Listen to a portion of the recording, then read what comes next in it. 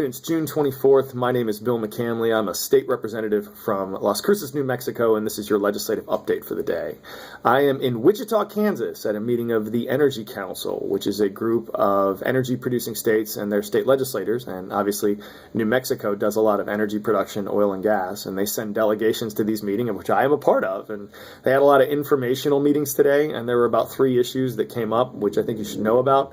The first is that oil and gas prices might be rising in the near future. There was a guy from a finance company today who was talking about how Saudi Arabia was having issues with their currency reserves, Nigeria issues with their terrorism issues, and then Venezuela is having some issues with their economy right now as a whole. And all 3 of these countries are very high on the oil production scale and natural gas production scale. So if they're having trouble meeting their standards, it means oil prices might go up. And that might be a good thing for the state of New Mexico because though it hurts you a little bit at the gas pump, we've basically cut a lot of taxes everywhere else and rely on oil and gas revenues for a lot of our funding for education and roads and cops and all those sorts of things.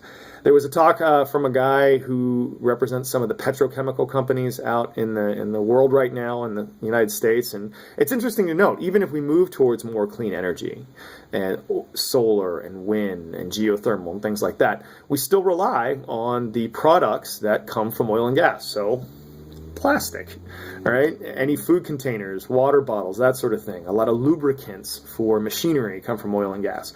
Road material, resins that go in things like boots, all those things come from oil and gas. And so as we move forward, hopefully, into a better energy future with more renewable resources, we got to keep that in mind that we're probably still going to need a lot of those things as well.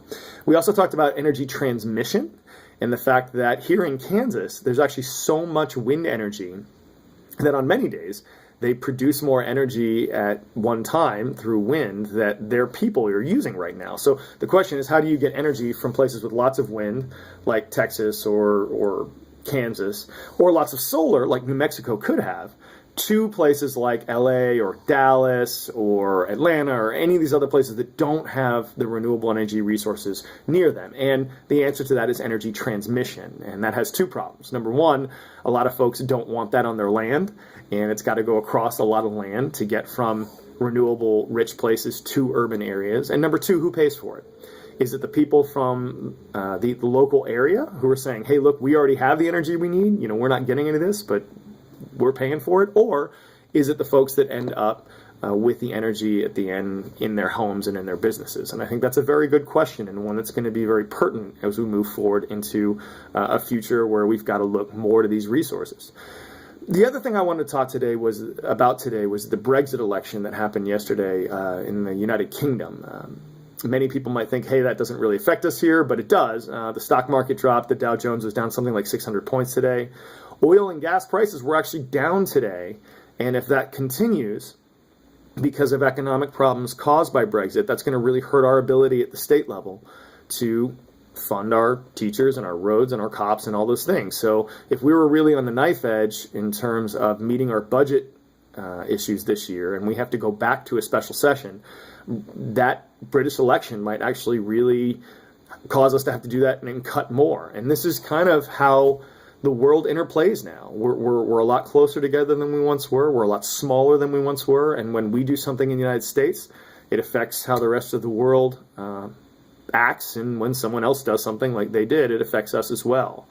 I think it's also important to note that a lot of the issues that were going on in England and Scotland and Northern Ireland and Wales in this election are similar to over here. There's a lot of older, less affluent, less educated people that really feel like the world has passed them by. And when you look at the vote over there, those were generally a lot of the folks that voted to get out of the European Union. A lot of people said this isn't even about the European Union. It's about them being dissatisfied with the world as a whole, and they were going out to vote that way. And I feel we have a lot of that same issue here with people that support Donald Trump. And him being the president in the future would be very, very harmful for us in a number of ways. But we have to do a better job. Look, these people's feelings are valid, and they're real, and they're our neighbors, and they're our friends, and sometimes they're our family. And as we move forward into a world economy that requires education, and maybe for us to change how we work economically, it's important for us to provide the education, provide the healthcare needs, both physical and mental, for people moving forward. And one last thing before I go. There was a member of parliament over there named Jo Cox who was shot in the street because she was a proponent of staying in the European Union.